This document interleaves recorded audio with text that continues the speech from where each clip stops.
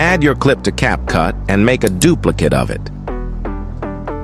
Select the duplicate layer, go to Remove Background, and cut out the car portion.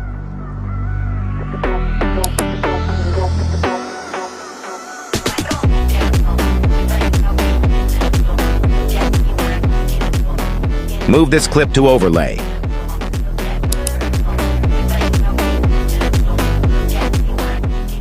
Now add blast green screens as overlay. Select a green screen, go to Remove Background again and apply Chroma key.